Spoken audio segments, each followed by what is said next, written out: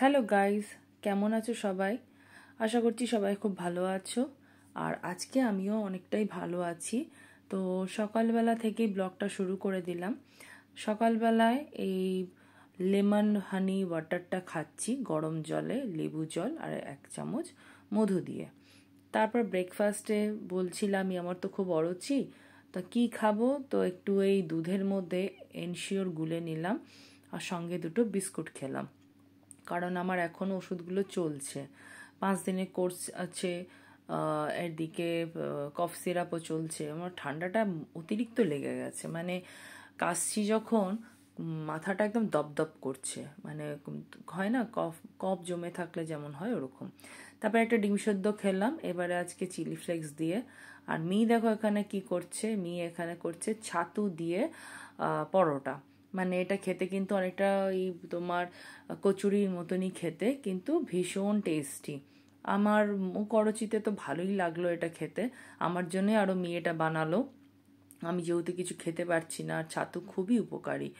তো একটু যদি এটাকে সুস্বাদু বানানো যায় লুচি দিয়ে, তাহলে তো ভালোই লাগবে। এমনি ছাতু তো খাই না।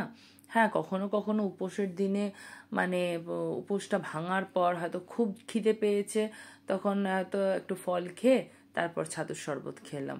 তো এগুলো হয়ে থাকে, কিন্তু এমনিতে আমি খাই না ছাতু। আর এই দেখো পুরটা কেমন, আমার এই ফুলকো ফুলকো এরকম লুচি হোক বা এরকম তোমার পুরি হোক, বেশ ফাটাতে ভাল লাগে। সেই টাইপের হয় না, বাটুরাতে যেরকম ফুলকো ফুলকো থাকে, হাত দিয়ে ফাটাতে ভাল লাগে ওরকম।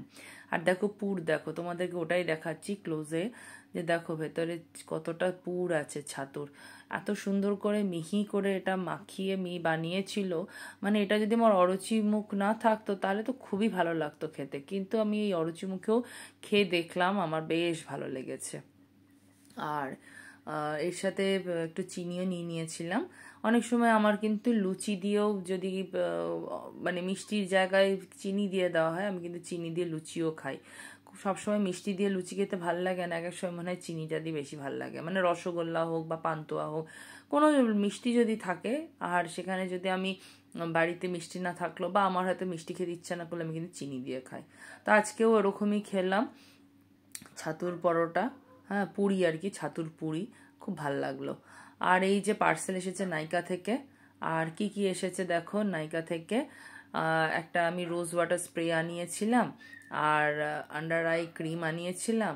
বেশিরভাগই ক্যাফেনের সব আনিয়েছি। তারপরে একটা সিরাম আনিয়েছি, ফেস সিরাম শেষ হয়ে গেছিল বলে।